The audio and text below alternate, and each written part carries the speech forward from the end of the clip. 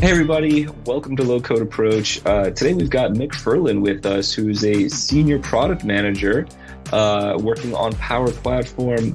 Hey Mik, how you doing? Hey Sean, I'm doing very good. Yourself?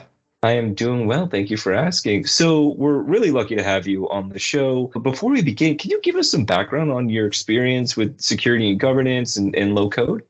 For sure. So I've been working in low code for 3 years now, right as I completed my university over here in Montreal, Canada.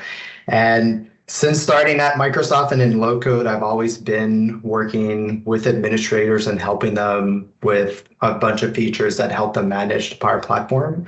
But I would say in the past year or two, my focus has shifted more on the security and governance side of the house and thinking about what features we need to provide admins so they can feel safe about how to deploy this low code thing that we have called the Power Platform in their organization. Very cool. So just real quick, you mentioned how to deploy. I feel like there's more steps too that you come into, not just the deployment, but the actual management, the ongoing management of those low code assets as organizations move forward. Is there a huge difference between the two, from deployment to just like overall maintenance and management? Well, there's so many components to the equation, right? I think we are a whole army of people working on these features. So I would say there's a component of just the deployment, and there's a whole conversation around, let's say, ALM. That's one piece of the equation too. The piece of the equation that I'm most versed with is things that accrue to the security, right? So things that you would want to set up so that you feel that your makers are building in a safe way, right? In a way that, keeps your organization's data safe. And that's another piece of the equation. Very cool. So thank you for that. So what do you think's the first thing that IT pros should know when they're working with low code? Like what's like one of the main tools that they should have in their tool bag? I mean, I like to always keep things grounded on what are the things that you do have to care about when you are thinking about governing the Power Platform. And the one thing that you always need to remember is that it's the security of your data, right, that you should think about first and foremost. Low code is just a way for people in your organization to do something with that data that previously couldn't be done before. So you have the same data that you've had, let's say, 10 years ago, but this time, instead of having only 10 software engineers in your organization that can build some powerful apps or dashboards and things, that now you've kind of opened it up to everyone who can build some powerful things on top of it. And the common thread here is the data, right? And that's probably the thing that you should think most about when you're thinking about the governance of the Power Platform and just low code is, what are the important pieces of data that I have, right? What is it with that data I want to build with on the Power Platform? And over the future, then you start thinking about, which components of our toolbox you'll have to use so that you can feel good about it.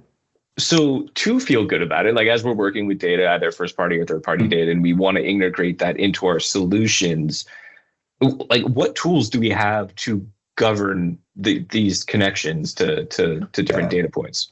For that, we just need to think about with the Power Platform, right? How does data enter the system? And how does data move through the system? And at least in the Power Platform world, that's done with connectors. So let's say if you are building an app, you're building a flow, or you're building a chatbot, it's through connectors that these assets communicate, not just with the outside world, but also with data sources that you might have internally in your organization, other services that perhaps your professional developers have built. It's these connectors that give the connectivity to your low code resources. And it's really through those that data is flowing through. So for example, you can have a Canvas app that is connected to a SharePoint site, right? And some of that information is bubbling up in the Canvas app, and you can do a few things with that data. To that effect, probably the first thing that administrators tend to use when they get started on the Power Platform is to use what we call data loss prevention policies. And these special policies, they just dictate what connectors are available to your makers, right? And how they can use their connectors when they're building things with low code. So you raise up a good point. Like admins have the ability to place these guardrails on the data connectivity. So like how are these tools actually used? How do they do this? Yeah, you mentioned a good point. There's the theory and there's the real life scenario. So of course, the theory is that all of these guardrails are put into place from day zero. And from that point forward, people are always building within these parameters, right?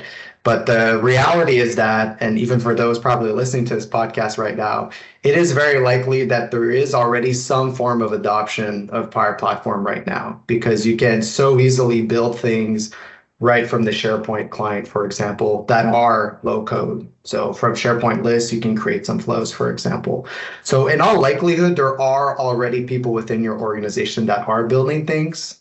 So you will very much be in a position where there's some existing things that you need to take account for when setting up those guardrails. So it's both a proactive and a reactive type of approach, I would say. And it doesn't make it easier, I would say, for the administrators, but part of where the Power Platform team is thinking about these days is how to make that process a little bit easier because of that reality, which just keeps coming back.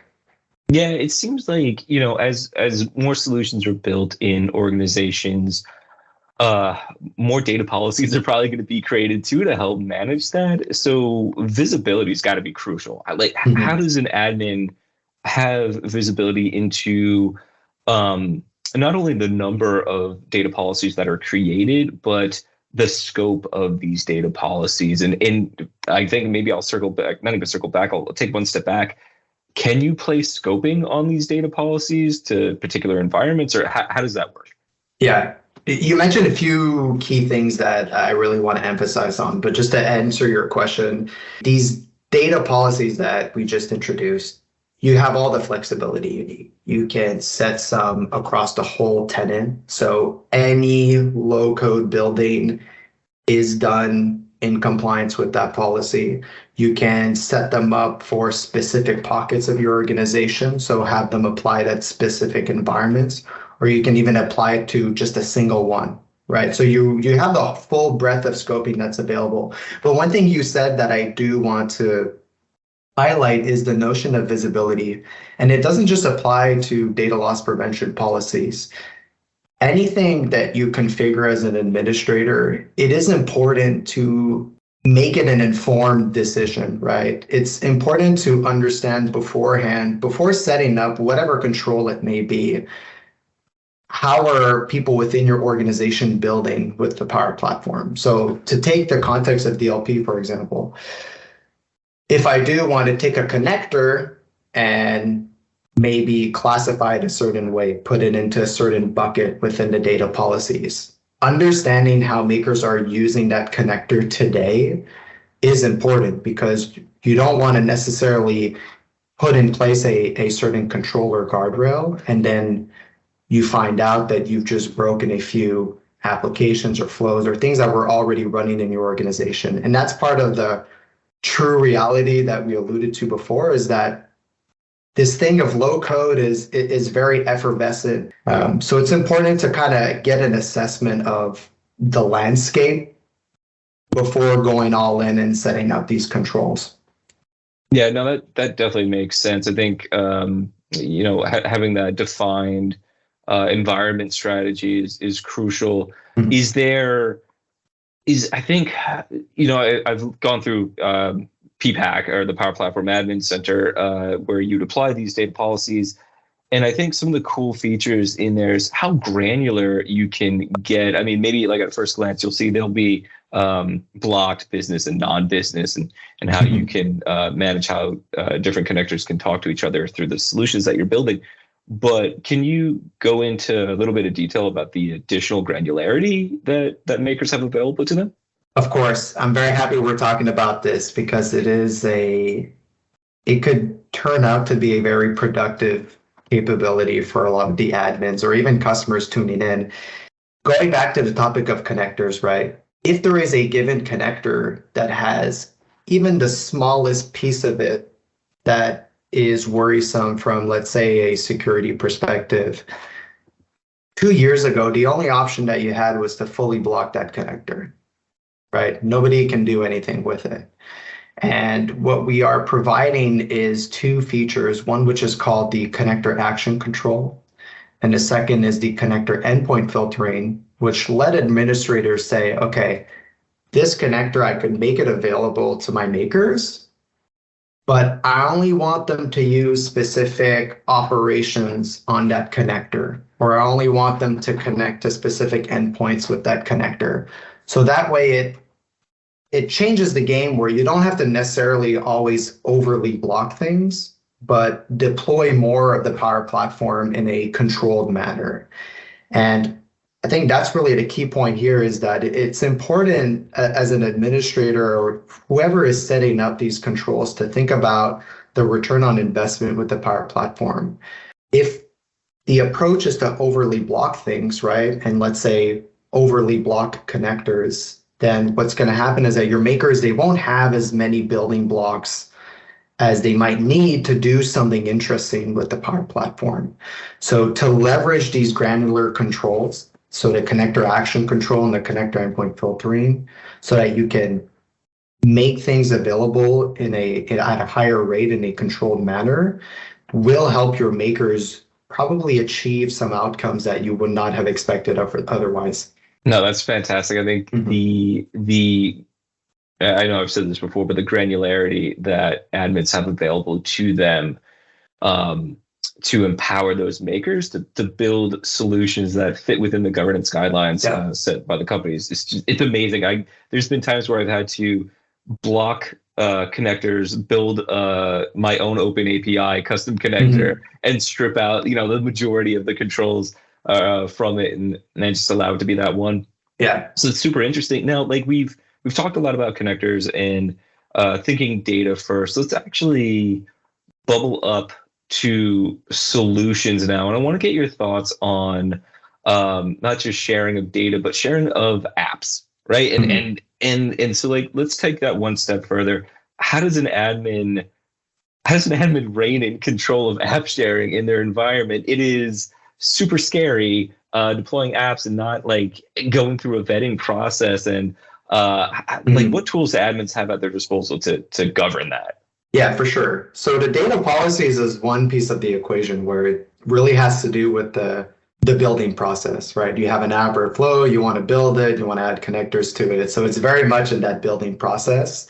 The sharing that you talked about not necessarily comes later, but it's another piece of the workflow where now it's time to add some collaboration. You want to share it with folks and they want to help you out on it, or they might want to test the app and what we call sharing limits. And it's something that we've introduced, and it's something we've heard loud and clear with customers, especially in places like the default environment, where not only is there a high rate of, let's say, apps and flows and chatbots that are being built, but also that are being shared left, right, front, and center. And there are ways that you can include what we call these sharing limits, so that you can put some sort of governance around how people can share assets within your organization. So for example, you might not want makers to share a given app in an environment to everybody in the organization, right? So that's the kind of thing that you could also control with the sharing limits that we have provided today.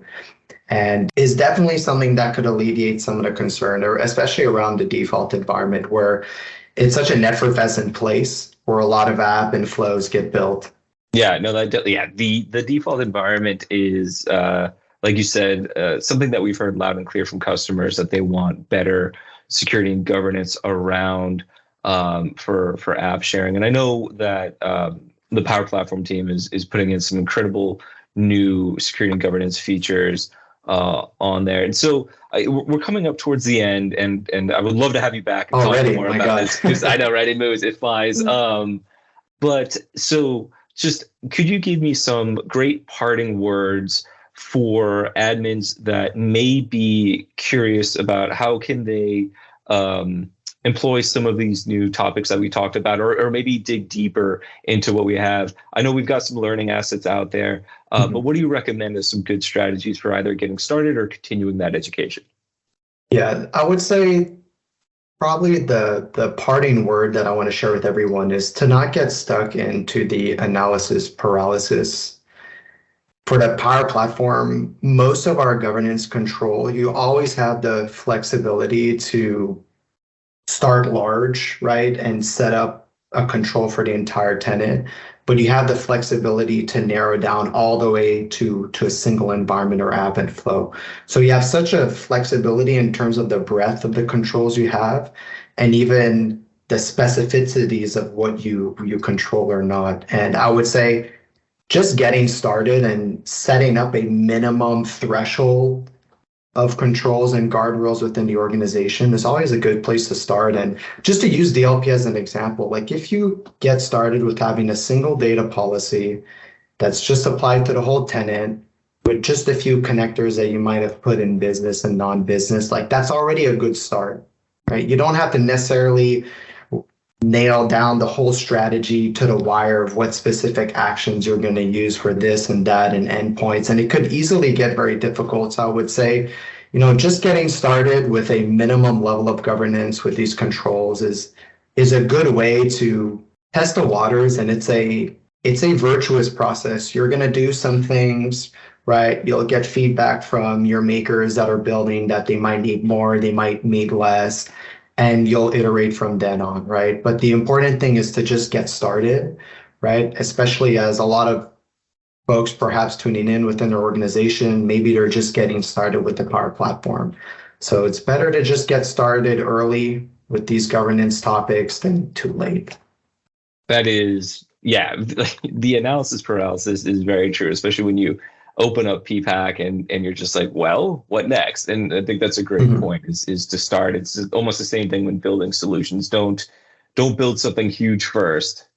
Start small, understand what you're working with, and go from there. Start with a prototype. Build your Canvas app with the SharePoint list as the data source just to see how it looks like. But at some point when that app graduates and it's ready for prime time, you want to use it across the organization, then it might be a good idea to put that data in Dataverse, So it's the same kind of example there where, just getting started with something is a good way to feel comfortable about the approach. And it's the best way to know if you're doing things right. That is awesome. Yep. Thank you so much, Mik. I really appreciate your time on this. It's been a blast having you and such great information that I think people should definitely put into practice, and we'd love to point to additional resources on it. So once again, love to have you back on the show. We talk more about sharing is caring with apps and data and building out great solutions. So once again, thank you so much, Mik. Really appreciate it.